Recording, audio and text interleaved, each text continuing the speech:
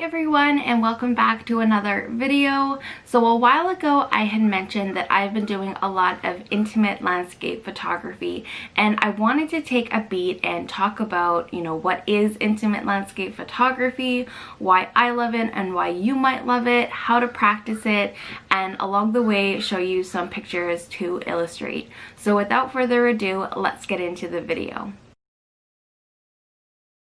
So I first heard the term intimate landscape photography from Thomas Heaton in his video 6 Ways to Improve Your Photography with Less, and it is sometimes referred to or interchanged, I believe, with minimalist landscape photography.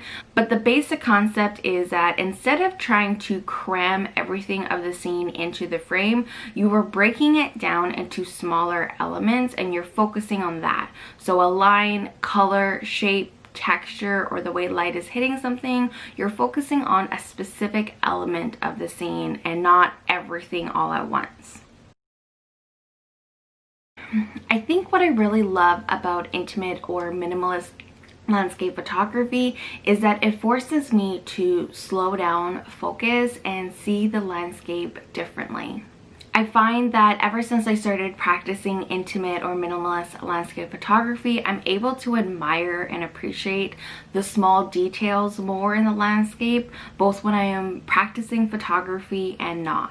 I also love how with intimate or minimalist landscape photography, you can do it from anywhere and at any time, especially now that we're in the age of COVID and we can't just, international travel is up in the air for the foreseeable future. I would love to go to Iceland and capture those landscapes. I would love to go to New Zealand and Australia and Japan and Hawaii. But until, laws and policies and rules change, I'm probably going to be sticking more towards the west coast of Canada, so British Columbia to Alberta. But with intimate landscape photography, I can just go for a walk down the street or go to a local beach or go to a local park and be able to capture the exact images that make me fulfilled, that resonate with me, that match my style, and maybe resonate with you. As well, with intimate or minimalist landscape photography, you are getting specific, and I love that about it. I can look at a frame or a scene and be able to specifically tell you what it is that I love about it, why I think it's beautiful, and why it's catching my eye. So is it the line of the snow on the mountain? Is it the shape of the mountain? Is it the color of the leaf or the tree?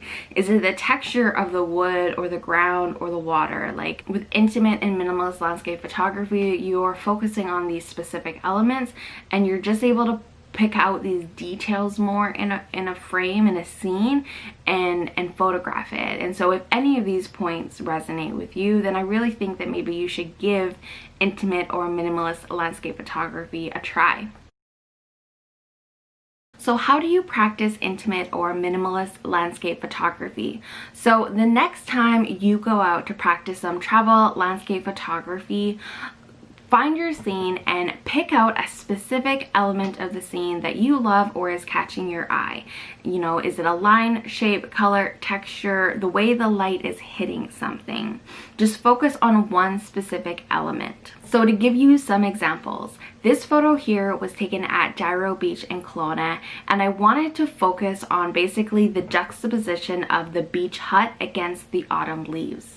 In this photo here, it was taken at the Okanagan Mountain Park in Kelowna, and this area was actually burned down in the 2003 fire, which was a big fire in Kelowna. And I wanted to focus on basically the regrowth against the charred tree stump that you can see in the back. This photo here was taken at Mission Creek Park in Kelowna, and I wanted to focus on these bleeding colors of autumn. You know how it goes from that orange and yellow to green? This photo here was also taken at Gyro Beach in Kelowna, and I was specifically focusing on these spherical bubbles and the line that was being created in the sand when the waves were coming in the summer. And lastly, this photo here was taken at Kasugai Gardens in Kelowna, and a common feature of any Japanese garden is these stone lanterns, and so I was specifically focusing on this beautiful stone lantern in the garden, and then I just added some foreground blur to make it a little bit more interesting.